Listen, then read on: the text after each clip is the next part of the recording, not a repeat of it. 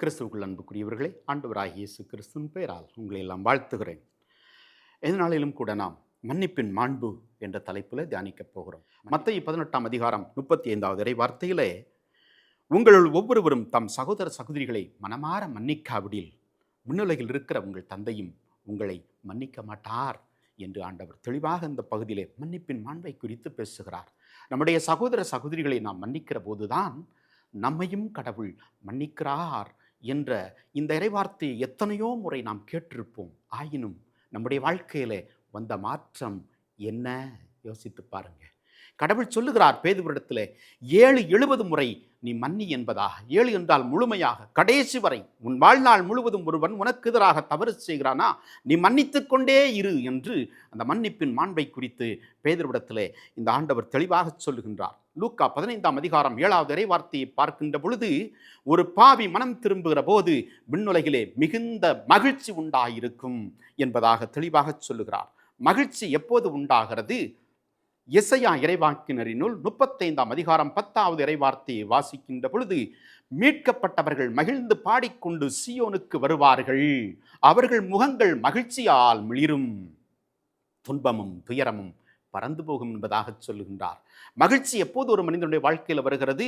அவன் மீட்கப்படுகிற பொழுது, ஒரு மனிதனை மன்னித்து ஏற்றுக்கொண்டு அந்த மனமாற்றம் அடைகிற பொழுது அவனுடைய வாழ்க்கையில் ஆண்டவர் மீட்பை கொடுக்கிறார். அது மீட்பின் மகிழ்ச்சியாக அந்த மனிதனுடைய வாழ்க்கையிலே, அந்த வாழ்க்கை முழுவதையும் மகிழ்ச்சியின் பாதையிலே, எவ்வளவு துன்பமும் துயரமும் இருந்தாலும் அவைகளெல்லாம் பறந்து போகிற அளவில் அந்த மீட்பின் மகிழ்ச்சி ஒரு மனிதனை என்றைக்கும் மகிழ்ச்சியாக வழிநடத்துகிறது. இதைத்தான் ஆண்டவர் மன்னிப்பின் மாண்பாக நமக்கு மகிழ்ச்சியை கொடுப்பதாக சொல்லுகிறார். திருத்தந்தை பிரான்சிஸ் தெளிவாக சொல்லுவார், நம்முடைய இலக்கு எதுவாக இருக்க வேண்டும் என்று சொன்னால், தந்தையின் இல்லத்தை நோக்கி பயணிப்பது. தந்தையின் இல்லத்தை நோக்கி பயணிப்பது, மனம் திரும்புவது, மன்னித்து மனமாற்றம் அடைவது என்பதாகத்தான் திருத்தந்தை அவர்கள் சொல்லுகிறார்கள். அன்புக்குரியவர்களே, இன்றைக்கு நாம் ஒரு மனிதனை மன்னிக்காத வரை நம்முடைய உள்ளத்தில் ஏதோ ஒரு பகுதியிலே ஒரு குறை தெரிந்து கொண்டே இருக்கும். ஏதோ ஒரு பகுதியிலே நம்முடைய உள்ளத்தின் ஆழத்தில் அமைதியில்லாத ஒரு சூழல் இருந்து கொண்டே இருக்கும். அது நம்மை வேதனைப்படுத்தி வேதனைக்குள்ளாக்கி நம்முடைய ஆவி, ஆன்மா, சரீரம் மூன்றையுமே கெடுத்து கொண்டிருக்கும்.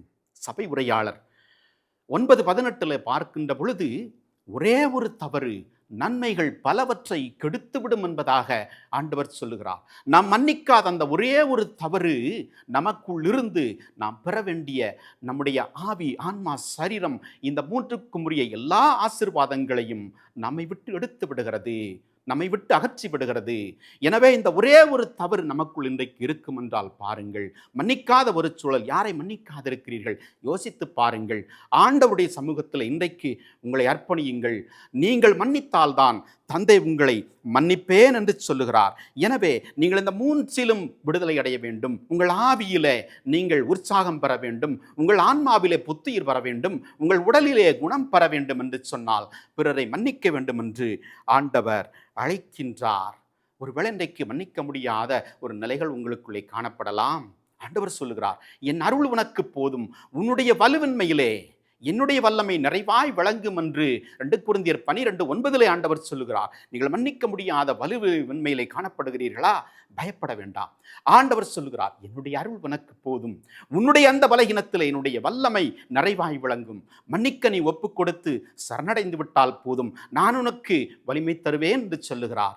மன்னித்து அந்த மகிழ்ச்சியை பெற்று வாழ உங்களை அர்ப்பணிக்க தயாரா? அன்பான ஆண்டவரே, நாங்கள் உமக்கு நன்றி செலுத்துகிறோம். இந்த நாளிலும் மன்னிப்பின் மாண்பாகிய மீட்பின் மகிழ்ச்சியை எங்களுக்கு தருவதாக நீர் சொல்லி இருக்கிறீரே. மன்னிப்பதற்கு எங்களால் முடியவில்லை, இயலவில்லை ஆண்டவரே. இந்த விதமாக எங்களை பேசிவிட்டார்களே, இந்த விதமாக எங்களை வெறுத்து விட்டார்களே, இந்த விதமாக எங்கள் மீது பழி போட்டு விட்டார்களே, முடியாது ஆண்டவரே என்ற சூழலில் நீங்கள் காணப்படலாம். ஆண்டவர் சொல்லுகிறார், என் அருள் உனக்கு போதும் என் மகனே, உன்னுடைய வலுவின்மை எனக்கு தெரிகிறது, என்னிடம் ஒப்படைத்து விடு, உன்னுடைய வலுவின்மை ஒப்படைத்து விடு, நான் உனக்கு வலிமை தருவேன், அந்த மன்னிப்பின் மாண்பாகிய மீட்பின் மகிழ்ச்சியை உனக்கு தருவேன் என்று சொல்லுகிறார்.